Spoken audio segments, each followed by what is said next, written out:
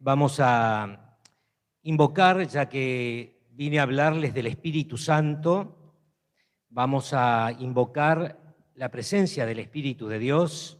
Sabemos que es la tercera persona de la Santísima Trinidad y que Rollo Marín, un autor antiguo ya, dominico, va a hablar de lo que significa este tercer desconocido, ¿no? Pero que se ha hecho muy conocido a partir del Concilio Vaticano II, ¿no? Y que siempre actuó porque Él es que está guiando la Iglesia, el Espíritu Santo. En el nombre del Padre, del Hijo y del Espíritu Santo. Amén. Ven, Espíritu Santo, y envías desde el cielo un rayo de tu luz. Ven, Padre de los pobres, ven, dador de las gracias, ven, lumbre de los corazones, consolador bonísimo, dulce huésped del alma, dulce refrigerio, descanso en el trabajo, en el ardor tranquilidad, consuelo en el llanto. Oh luz santísima, llena lo más íntimo de los corazones de tus fieles. Sin tu ayuda, nada hay en el hombre, nada hay que sea inocente. Lava lo que está manchado, riega lo que es árido, cura lo que está enfermo, doblega lo que es rígido, dirige lo que está extraviado, calienta lo que es frío. Concédenos a nosotros, tus fieles, que en ti confiamos, tus 7 sagrados dones y tus carismas y tus frutos. Danos el mérito y la virtud. Danos el puerto de la salvación. Danos el eterno gozo. Amén. Aleluya, aleluya, aleluya. Señor Jesús, aquí estamos para que tú nos guíes, para que tú nos ilumines, para que tú nos ayudes a entender tu accionar en nuestras vidas. Aquí estamos, Señor, con nuestras debilidades, con nuestras carencias, con nuestros pecados, con nuestras miserias. Aquí estamos para que tú nos ilumines de verdad. Queremos que nos quites toda esta oscuridad que algunas veces nos envuelve y que no nos permite percibir tu presencia, que no nos permite percibir tus aromas celestiales, que no nos permite captar la profundidad de tu espíritu en nuestras vidas. Por eso, ven hoy en esta tarde, Espíritu Santo. Ven, sopla sobre nosotros. Ven, Espíritu Santo. Ven. Ven, Espíritu de Dios, inúndame de amor, ayúdame a seguir. Ven y dame tu calor, quema mi corazón, enséñame a servir. Ven, Espíritu de Dios, ven a mi ser, ven a mi vida. Ven, Espíritu de amor, ven a morar, Maranatá. Ven, Espíritu Santo, ven con el fuego de tu amor. Ven, Espíritu de Dios, a transformar nuestros corazones, a curar nuestras heridas, a sanar nuestras enfermedades, a liberarnos de nuestras opresiones. Ven, Espíritu Santo, y ayúdanos a orar, porque nos cuesta orar. Rezar, rezamos mucho, inclusive oraciones de memoria, pero orar en tu presencia nos cuesta muchísimo. Ven, Espíritu Santo, y a enseñarnos a comunicarnos contigo, con el Padre, con el Hijo, con la Santísima Trinidad. que habita nuestras almas. Ven, Espíritu Santo, ven, soplo de Dios, soplo de Dios, Ruaj Santa, Neuma Divina, ven, Espíritu Santo, ven, ven, ven, ven, Espíritu Santo.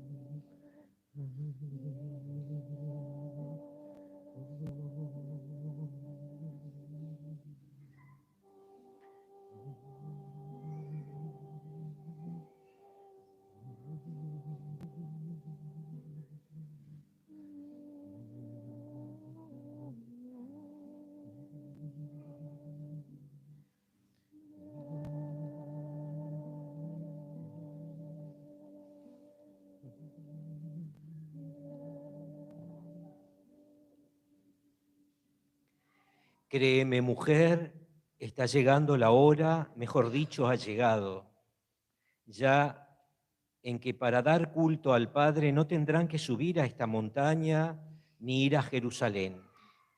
Ustedes, los samaritanos, no saben lo que adoran. Nosotros sabemos lo que adoramos, porque la salvación viene de los judíos.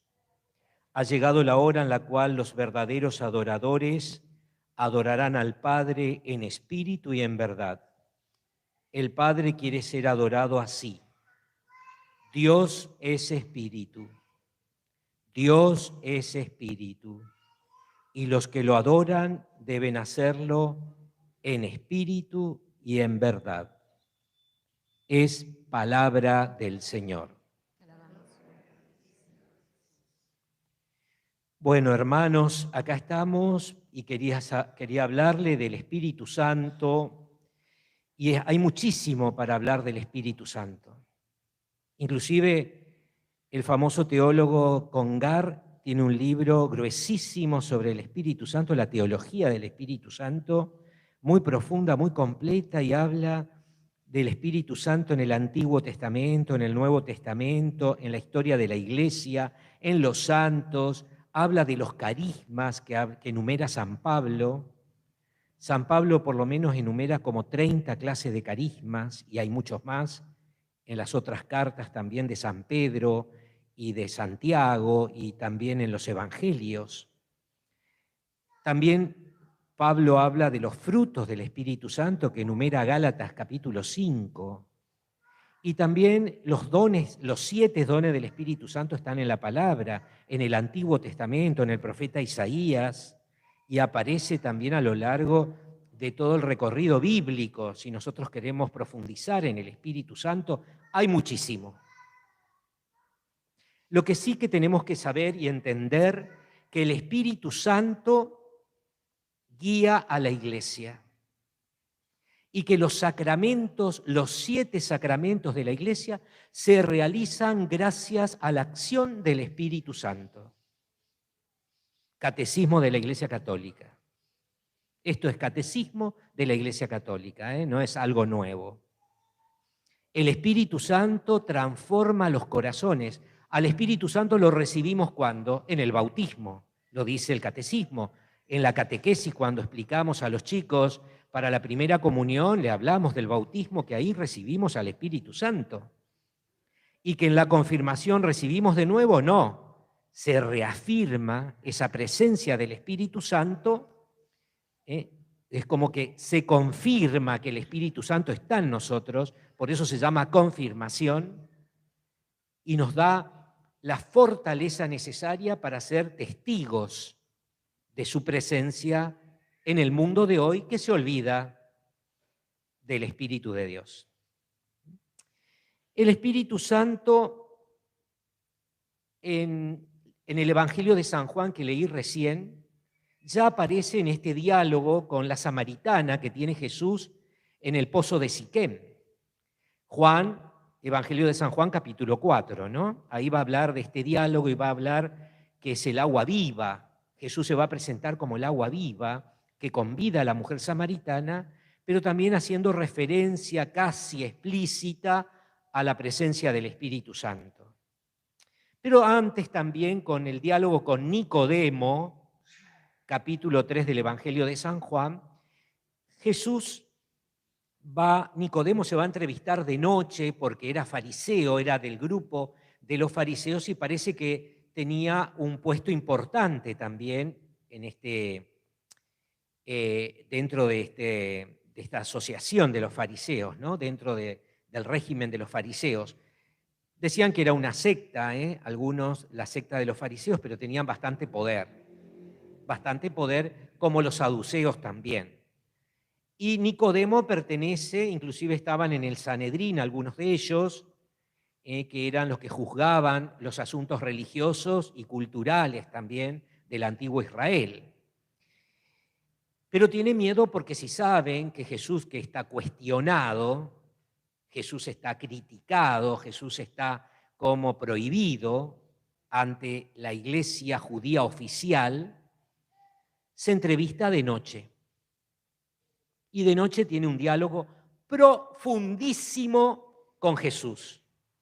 Y en este diálogo profundísimo con Jesús va a hablar que hay que nacer de nuevo. Va a decir, y que hay que nacer del agua y del Espíritu. Porque la carne no sirve para nada. Y entonces no entiende Nicodemo, ¿cómo? ¿Me tengo que volver a ser bebé y meterme adentro del útero de mi madre para nacer? No, le dice Jesús, y le habla del nacimiento espiritual, de la vida espiritual.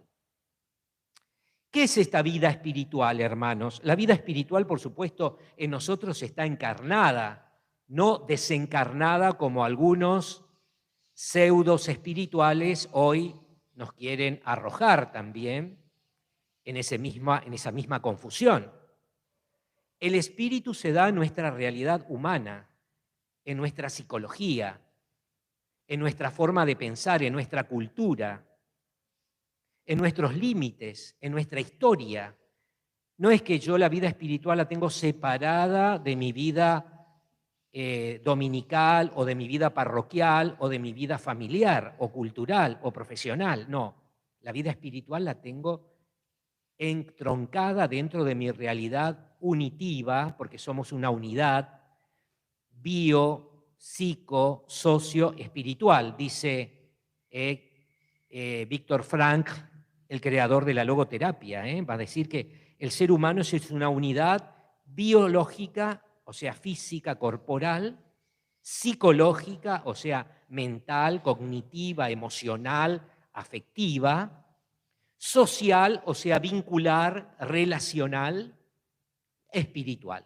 Víctor Frank va a ser el psiquiatra judío, por supuesto, pero que sufre en el campo de concentración la pérdida de toda su familia en la persecución nazi y se exilia en Estados Unidos y allí funda esta terapia de la logoterapia que se llama, que es el buscar el sentido a la vida, tratar de tomar conciencia de nuestro vacío para ser llenado por un sentido verdadero de la existencia.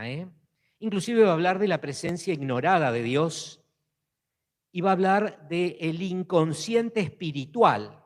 O sea, todos nosotros también tenemos un inconsciente espiritual, no un inconsciente personal solamente, como dice Freud, no solo un inconsciente colectivo, como habla Carl Jung, sino también un inconsciente espiritual que nos conecta con Dios. donde influye el Señor. Nuestra realidad es espiritual por más que los materialistas lo nieguen. Y el materialismo ya surge antes de Cristo, con los filósofos griegos como Demócrito y otros, ¿no? Después lo toma Karl Marx con el marxismo y va a hablar que el hombre es puramente materialista. Por eso el marxismo y el comunismo, la izquierda, niegan toda realidad espiritual. Niegan toda realidad espiritual. Lo que vale es la materia. Lo que vale es la dialéctica de la lucha de clases, lo que vale es la dialéctica hoy que se mete en las ideologías. Esa dialéctica que tiene un corte marxista se ha metido en las ideologías de género, en las ideologías a favor de la muerte, en contra de la vida, en las ideologías del feminismo radicalizado. Entonces, ahora está prendida desde ese lado, de ese costado, y no es necesario leer demasiado para darse cuenta. A grosso modo uno se da cuenta por la realidad que nos toca vivir. Y esta negación de Dios tan fuerte. Entonces, la vida espiritual hoy se hace presente en mucha gente, pero también de manera confusa, porque buscan realizaciones espirituales a la medida de sus necesidades. La espiritualidad de bolsillo, ¿no? O la espiritualidad de marketing, la espiritualidad de moda, la espiritualidad express, rápida, que me solucione los problemas más urgentes y después sigo con mi vida. Y me olvido de la presencia de Dios y me olvido de la relación con Dios. Porque el Espíritu sí o sí me tiene que llevar al encuentro con Él, al encuentro con Dios. El Espíritu no tiene que estar a mi servicio y solamente acapararlo para mi propia necesidad. Eso es un egoísmo total. Eso es egolatría. Yo tengo que estar al servicio del Espíritu Santo. Yo tengo que estar al servicio de Dios. Yo tengo que encontrarme con Jesús. El Espíritu me tiene que llevar al encuentro con Cristo. Sí o sí. Entonces, así como habla Jesús con la samaritana y habla de altos vuelos espirituales, ¿el Espíritu Santo se hace presente en nuestra vida de oración? Sí. De hecho, el itinerario de la oración, ¿cuál es la meta de la vida de oración? Ay, pedir. No, no es pedir.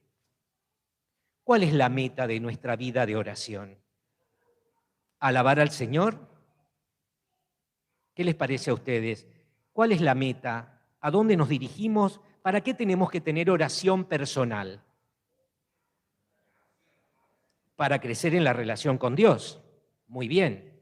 Para alabar al Señor también me parece bien. Pero hay algo más. La vida de oración tiene una meta clarísima que ya hablaban los místicos de todas las épocas. Los místicos de todas las épocas nos hablaban de esa meta de la vida de oración. No solo la oración comunitaria, porque la misa es una oración comunitaria. El rosario, cuando lo hacemos en grupo, es una oración comunitaria. El Vía Crucis, cuando lo hacemos en la Cuaresma o el Viernes Santo, es una oración comunitaria. Yo estoy hablando de la vida de oración personal que tenemos que tener todos los días y que no tenemos que dejar por más que se caiga el mundo. Es así, porque es nuestro alimento. La oración es el alimento del alma, como es la Eucaristía, como son los sacramentos, como es la palabra de Dios. En la misa se celebra la palabra y se celebra la Eucaristía. La primera parte es todo celebración de la palabra y la segunda parte de la misa es la celebración de la Eucaristía. Son dos fuerzas que la Iglesia nos presenta a la acción del Espíritu Santo. La palabra de Dios es palabra viva gracias a la acción del Espíritu Santo. Fíjense que las fórmulas de la Eucaristía están sacadas de la palabra, de los evangelios. Tomen y coman, esto es mi cuerpo. Tomen y beban, esta es mi sangre. Son las palabras de Cristo en la última cena, que están en los 3 evangelios sinópticos. Entonces, y que después San Pablo también lo dice en la carta a los Corintios, ¿no?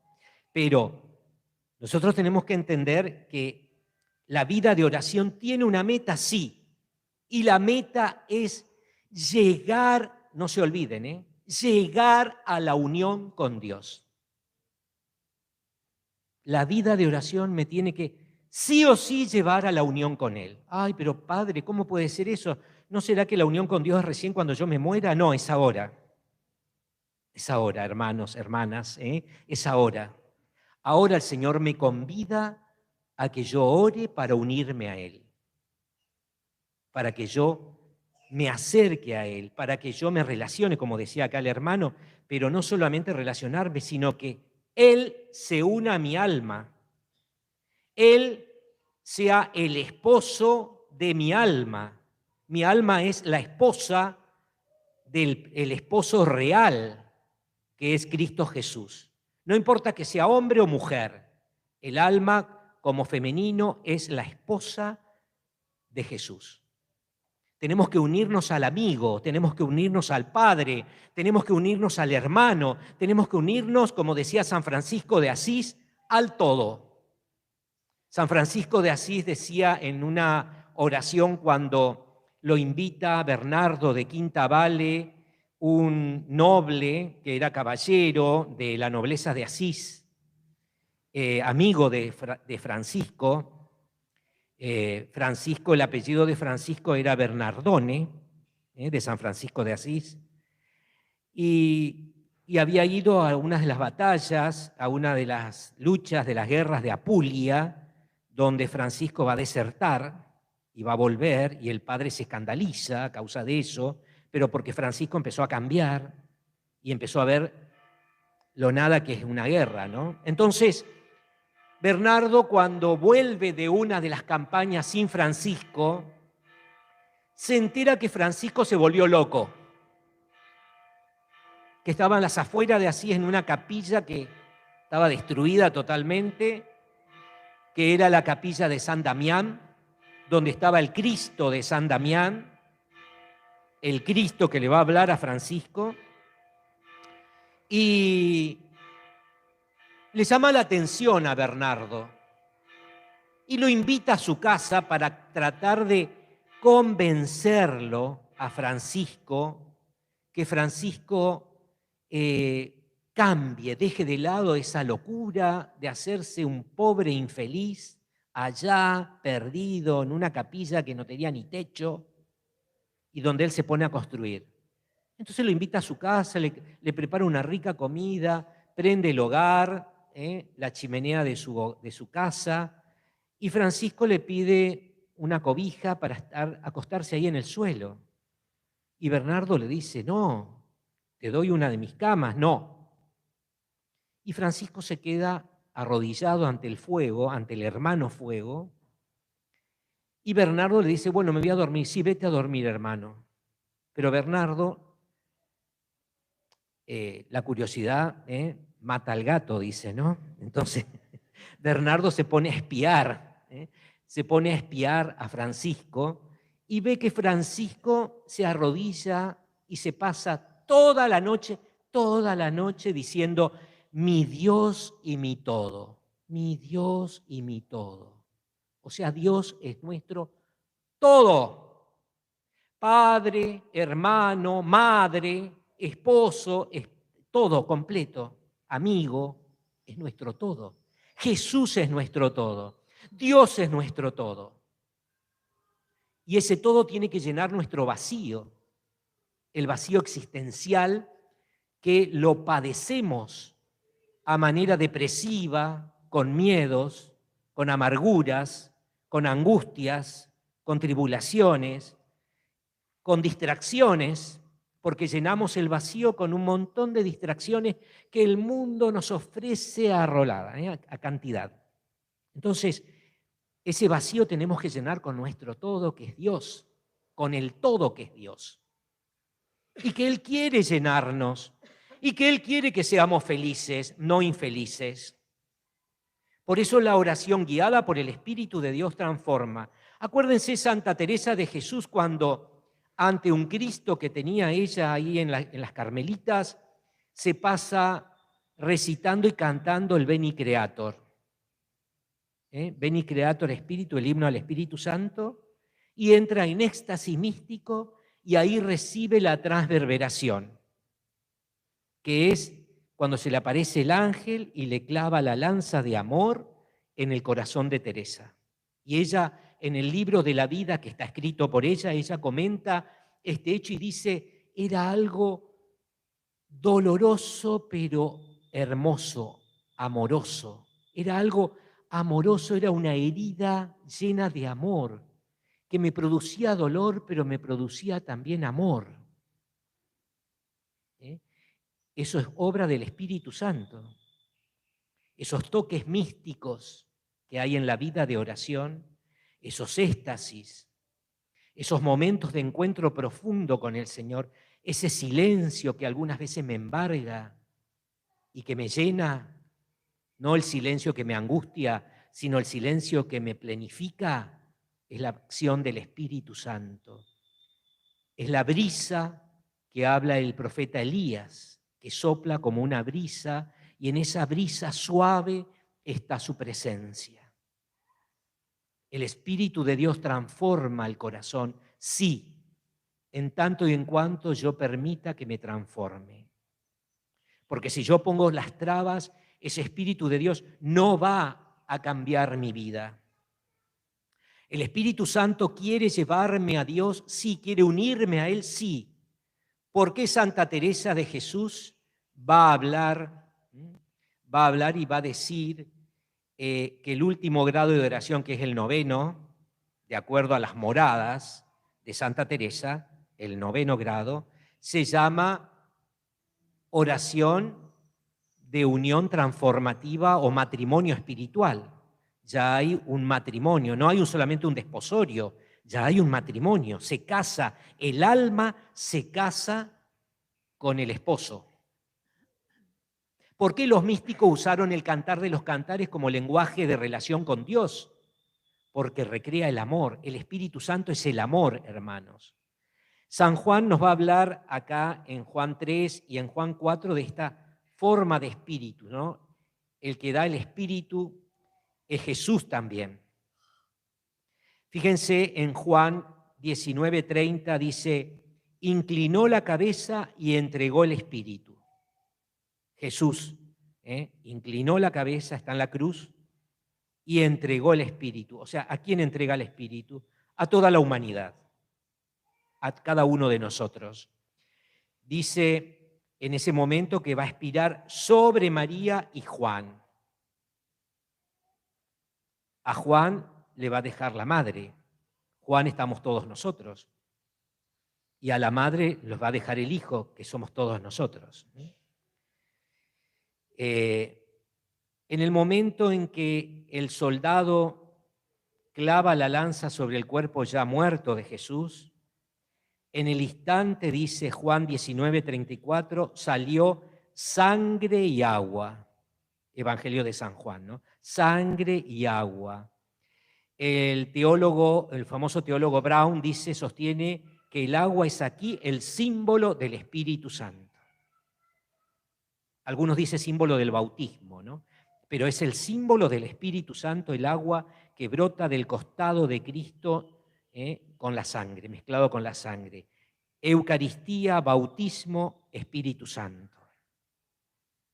Vida de Dios, porque Juan ya pone acá la resurrección. En el momento de la muerte, Juan ya va a incluir indirectamente el triunfo de Cristo sobre el mal. También se va a transformar como un don pascual el Espíritu Santo cuando Jesús se aparezca a los apóstoles ya Cristo resucitado, que estaban encerrados por miedo a los judíos, y sopla sobre ellos y les dice, reciban el Espíritu Santo. Reciban el Espíritu Santo. O sea, ¿quién nos da el Espíritu Santo de acuerdo al Evangelio de Juan? Cristo Jesús. Jesucristo. También Jesucristo va a prometer el Paráclito y va a tomar el nombre de Paráclito. ¿Qué significa el Paráclito? Abogado, defensor, el que consuela, el que sostiene, el que conforta, el que reconforta. El Paráclito es el que va a sostener nuestra vida terrena ante las dificultades, ante las tentaciones, ante las crisis, ante el ateísmo, ante el materialismo. El Espíritu Santo nos sostiene. La promesa del Paráclito, ¿no? En los evangelios de Juan, Juan 14, Juan 15 y Juan 16, va a aparecer el Espíritu de verdad. Aparte de Paráclito, Espíritu de verdad. ¿Qué significa esto, el Espíritu de verdad? ¿Qué les parece a ustedes? ¿Qué puede significar que Jesús diga que vamos a recibir el Espíritu de verdad? El Espíritu de la verdad, ¿no? El que revela muy bien, el que nos guía a la verdad, el que no miente. O sea, la realidad espiritual es tan evidente como la realidad material. ¿Y quién la percibe a esa realidad espiritual tan evidente como la realidad material? Solamente el que tiene fe. Solamente el que tiene fe. ¿Y qué es la fe? No me digan que es solamente una virtud teologal, con la esperanza y la caridad, como sabemos de memoria, ¿no? Porque eso sabemos de memoria. Pero ¿qué es la fe? No digo solamente la fe como sustantivo. Voy a usar la palabra creer como verbo. La fe me pone en acción.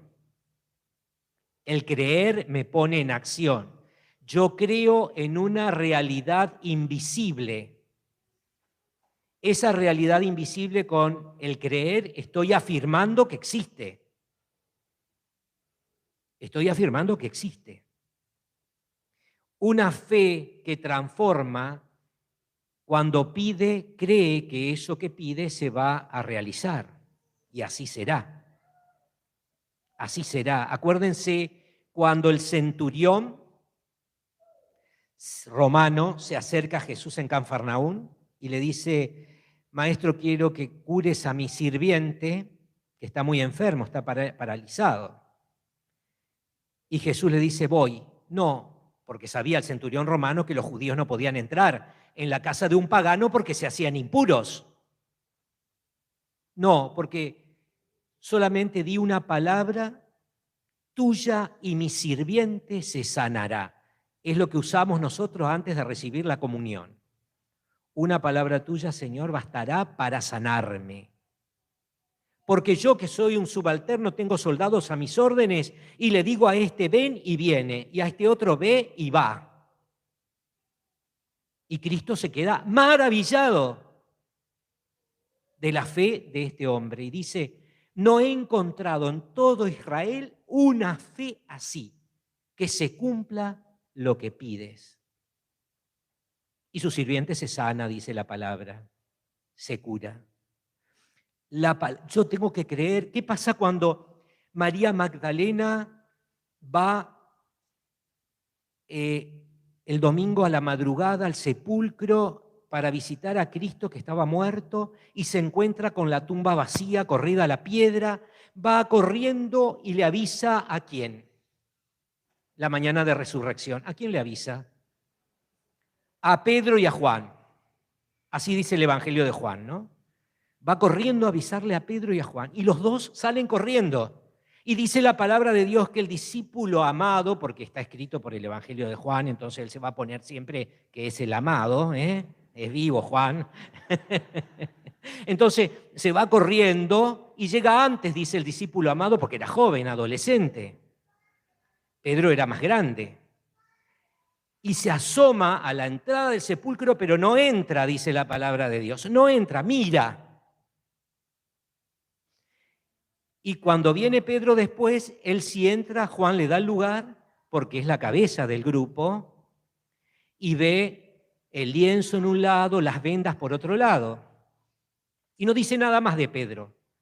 Y luego dice la palabra, entra el discípulo que llegó antes, ve, vio y creyó.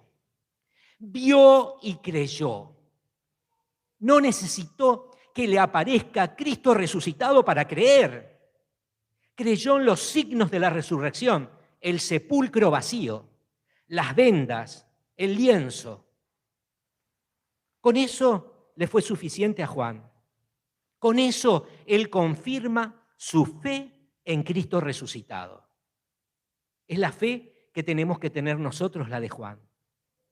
Creer en los signos de Dios que se realiza en nuestra vida, hermanos. Creer los signos del Espíritu Santo que está soplando en nuestras vidas y no nos damos cuenta. El Espíritu está soplando desde que recibimos el bautismo. Y algunas veces no nos percatamos de ese accionar del Espíritu en nuestras vidas. Entonces, el Espíritu obra en la oración, sí obra. Obra en los signos, sí. Y nos guía a la verdad, sí. Ah, pero el Espíritu puede soplar en otras iglesias. ¿Cómo se entiende esto de la verdad? ¿Y qué pasa con el ecumenismo? Si tenemos que defender algunas veces nuestra verdad. O si defendemos demasiado, ¿nos vamos a la Edad Media ya, en los tiempos de las cruzadas? ¿Nos volvemos apologetas? ¿Y caemos en el fanatismo? Porque nos creemos que solamente nosotros tenemos la verdad. ¿El Espíritu sopla por otro lado? ¿Qué les parece a ustedes? Sopla. ¿Qué pasa cuando el Espíritu sopla en nuestra iglesia y nosotros le cerramos las ventanas y le cerramos las puertas? Se va a soplar a otro lado donde les abran las puertas y las ventanas. Obvio. ¿Qué pasa con esto de la verdad? Nosotros nos creemos que somos dueños de la verdad. Entonces algunas veces criticamos, juzgamos, condenamos, marginamos, rechazamos a otros hermanos y hermanas que vienen o que se convierten de la religión evangélica pentecostal. Entonces, nosotros tenemos que integrar, tenemos que ayudar. Es verdad que el Señor nos dio la verdad completa a la Iglesia Católica, y eso no lo podemos negar. Pero la verdad completa que tenía la Iglesia Católica no es para guardarla solamente en el depósito de la fe. No es para ponerle candado, cerradura, llave total, no. Es para que nosotros demos a conocer esa verdad. El Espíritu Santo quiere que nosotros hagamos conocer la verdad de nuestra iglesia, no que la encerremos, no que no la compartamos, no que sea solamente para nuestro crecimiento y los demás que revienten. No, eso es anticristiano total. Entonces, pero hay algunas veces que hacemos sin pensar esto. No nos damos cuenta y obramos así. Y bueno, pecamos por ignorancia, pero es un pecado también. Se dice que se peca de tres formas: por ignorancia, por malicia o debilidad. Los pecados de ignorancia, ay no, pero no sabía, es pecado lo mismo, aunque no sepas, porque es pecado por ignorancia. Entonces, ¿tenemos la obligación de instruirnos para salir del error? Por supuesto. Estamos obligados a formarnos, no a tener una fe infantil, que venga papá y mamá y me enseñen siempre, por más que yo tenga 80 años. No, tenemos que tener una fe robusta, adulta, fuerte, firme, completa, integral. No una fe chirle, una fe debilucha o una verdad agarrada con pinzas. La verdad tiene que ser completa, hermanos. Y el Espíritu Santo nos guía a la verdad. Eso dice Jesús en la palabra. Juan, capítulo 14, capítulo 15, capítulo 16, en los versículos 14, 17, 15, 26 y 16, 13, nos habla del Espíritu de verdad. El Espíritu Santo, hermanos, nos enseña también que Él está en los discípulos y en la iglesia. Esto vamos a encontrar en Primera de Juan, capítulo 4, versículo 13. En esto conocemos que permanecemos en Él y Él en nosotros, en que nos ha dado el Espíritu. En esto conocemos que Él permanece en nosotros y nosotros en Él, que nos ha dado el Espíritu. Está hablando de la comunidad, está hablando de la iglesia. Sabemos que permanecemos en Cristo porque tenemos el Espíritu Santo. Y sabemos que Cristo está en nosotros porque el Espíritu nos enseña. El Espíritu nos enseña quién es Cristo. Y Cristo también nos enseña quién es el Espíritu. Pero también Cristo nos enseña quién es el Padre. El Padre nos da al Hijo y el Hijo nos da al Espíritu, hermanos. La acción del Espíritu Santo consiste en 3 cosas, de acuerdo a Juan. En 3 cosas. Primero, hacer creer que el Hijo fue enviado en nuestra carne, la encarnación. Y el Verbo se hizo carne y habitó entre nosotros.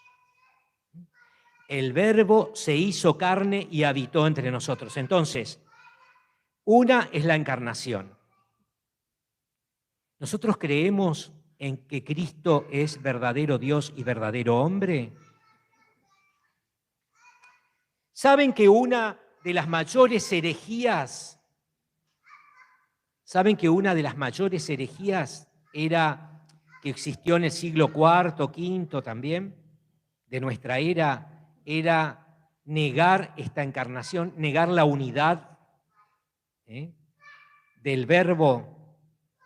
Algunos afirmaban demasiado su humanidad y negaban la divinidad de Jesús. Otros afirmaban demasiado que era Dios y negaban la humanidad. Entonces, esto nos habla, me está haciendo coro el nene, ¿no? La nena. ¿Alguien le puede decir que se calle? Porque la verdad que me gusta el coro, pero cuando me interrumpen mi canto... Bueno, entonces, todo el tema de la unidad del Verbo, tengo que creer a través del poder del Espíritu Santo. Nuestro Dios, nosotros no creemos en una verdad, no creemos en una doctrina, nosotros no creemos en algo abstracto, nosotros creemos en una persona. ¿Y esa persona quién es?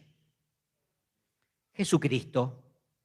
Verdadero Dios y verdadero hombre. Por supuesto que hay 3 personas, un solo Dios, 3 personas, la Trinidad. Pero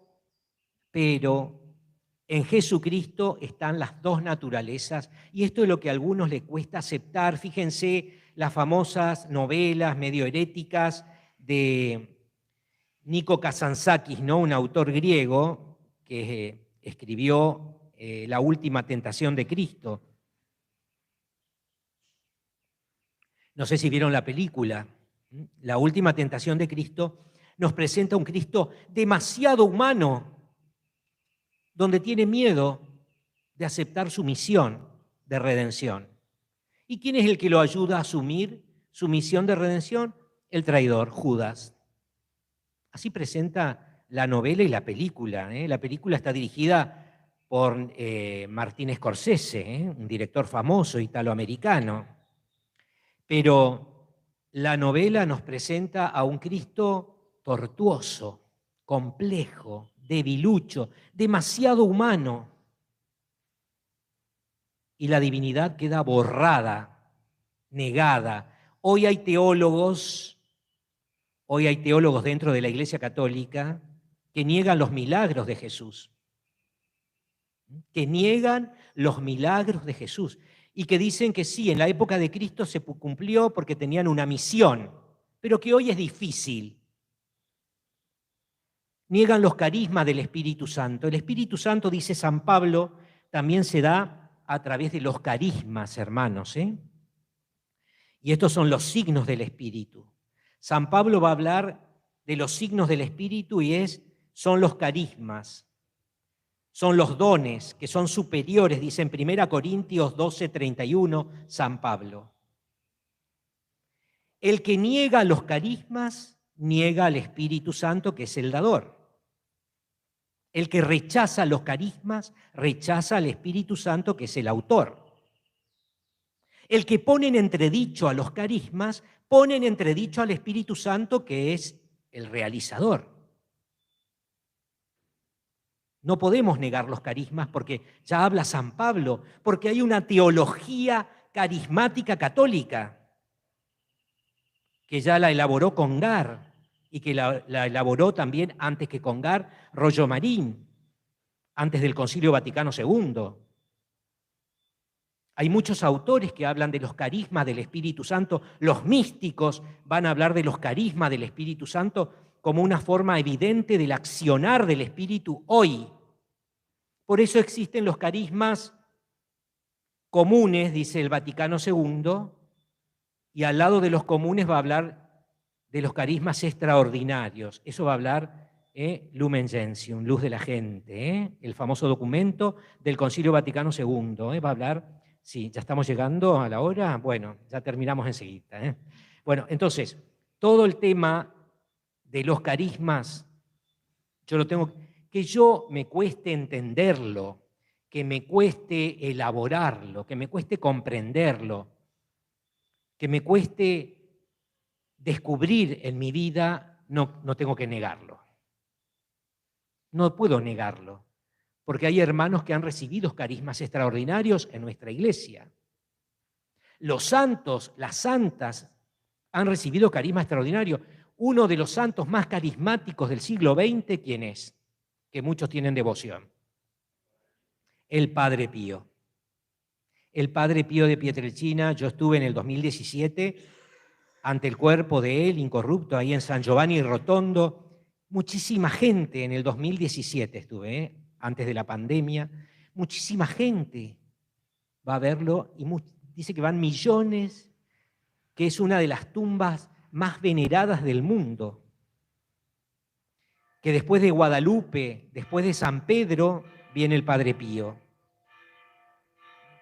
Entonces, el Padre Pío tenía carismas extraordinarios, leía la conciencia de la gente, tenía bilocación, hablaba con los ángeles le respondían, los ángeles le cumplían las misiones con respecto a las almas. El Padre Pío tenía también el carisma de lenguas, hablaba distintas lenguas. Venía gente de Inglaterra, venía gente de Alemania, venía gente de los Países Bajos, de Holanda, católicos a confesarse, protestantes que se convertían ante su presencia, y él les hablaba en el propio idioma. Esto es el carisma de lenguas, que hoy se da en la renovación carismática católica, aunque algunos pongan en entredicho, o aunque algunos duden. La culpa no es del Espíritu Santo que duden, es nuestro excesivo racionalismo, es nuestro excesivo cientificismo, nuestra excesiva duda. Somos hijos de Descartes. René Descartes, el famoso filósofo francés, alumno de los jesuitas, puso como método científico la duda metódica, ¿no?